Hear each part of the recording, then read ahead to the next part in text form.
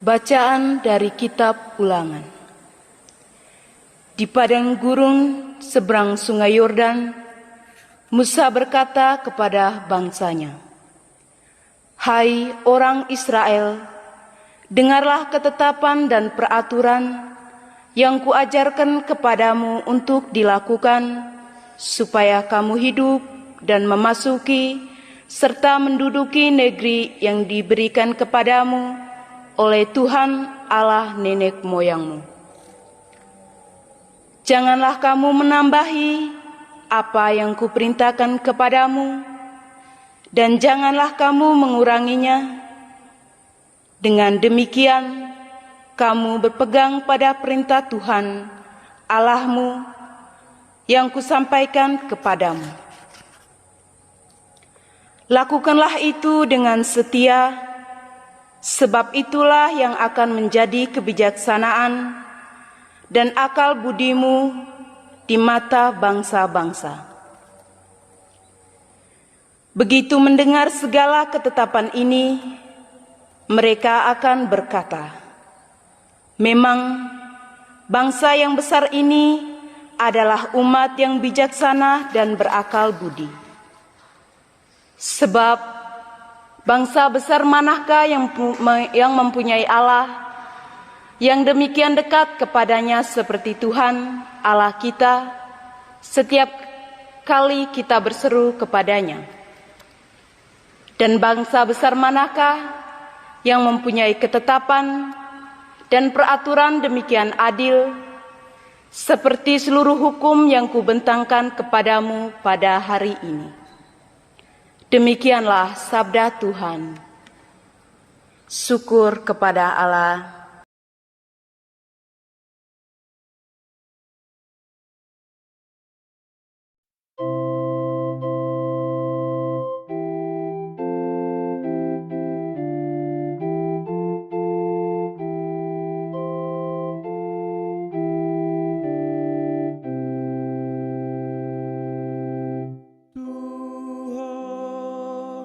Siapa yang boleh menumpang dalam kemah-Mu?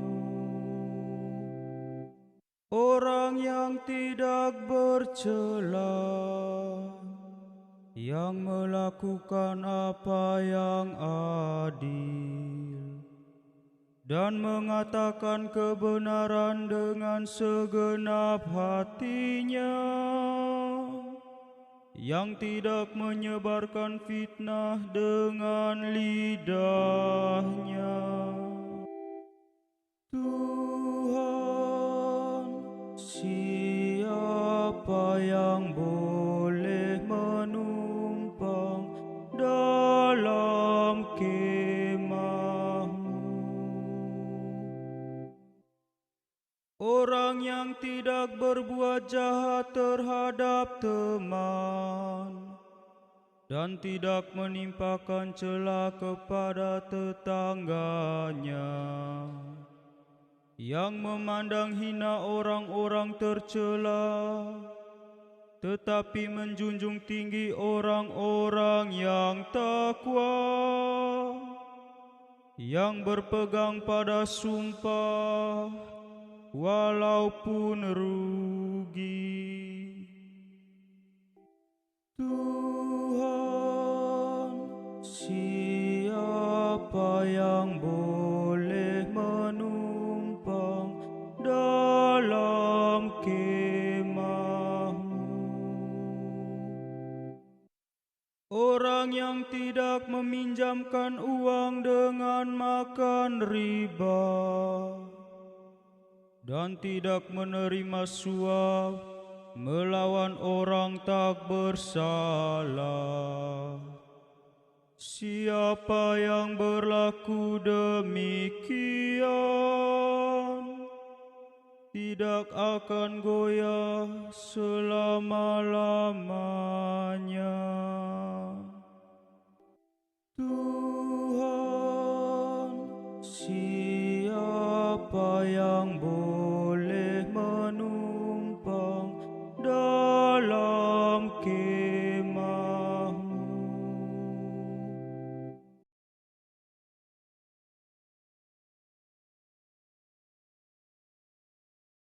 Bacaan dari surat Rasul Yakobus.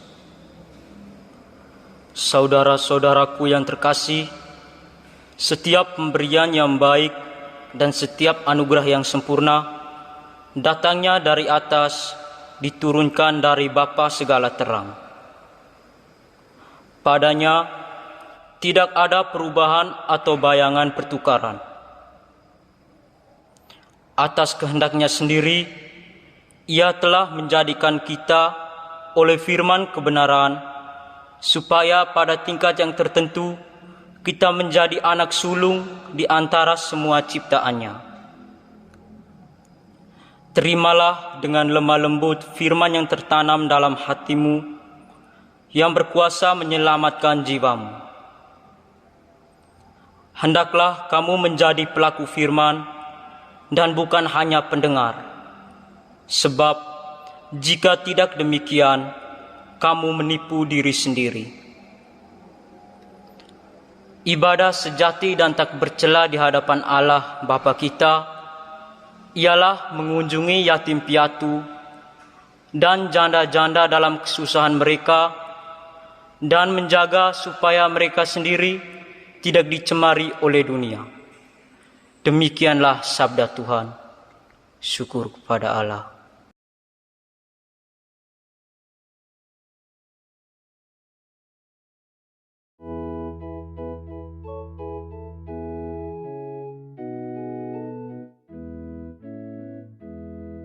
Alleluia, alleluia, alleluia, alleluia, alleluia, alleluia. Atas kehendaknya sendiri, Bapa telah menjadikan kita berkat firman kebenaran,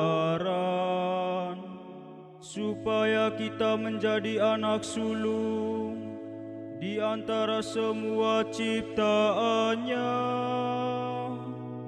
Alleluia, alleluia, alleluia, alleluia, alleluia, alleluia.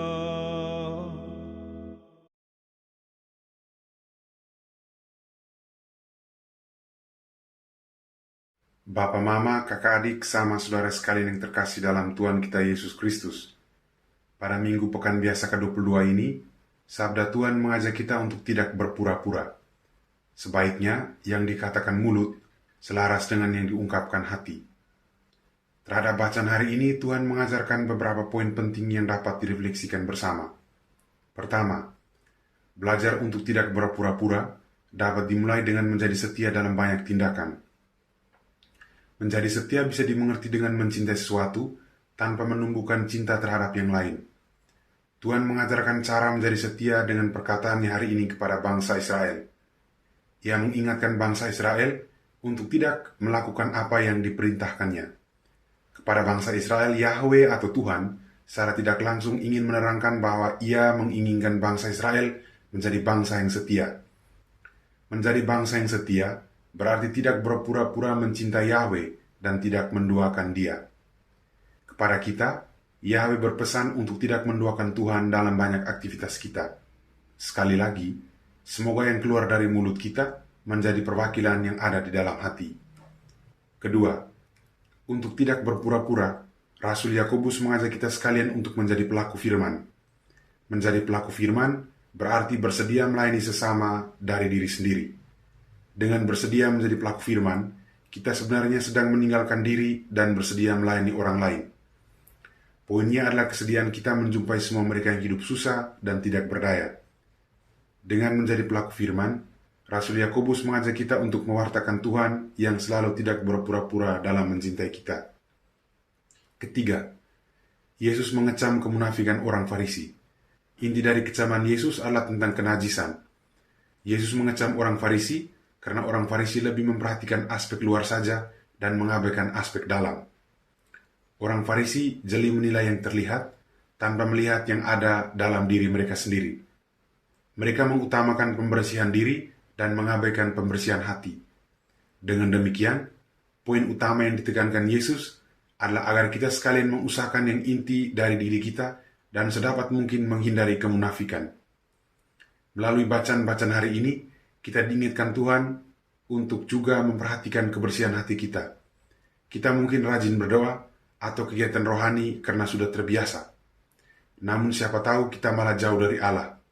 Kita diundang untuk selalu membersihkan hati dan pikiran kita dari pikiran-pikiran jahat, iri hati, dendam, dan lainnya, agar kita mampu merasakan kehadiran Tuhan yang selalu tidak berpura-pura mencintai kita. Mengulang kata-kata Romo dalam renungan singkat pada perayaan Ekaristi beberapa hari yang lalu, mari kita mengusahakan substansi dan bukan dekorasi. Semoga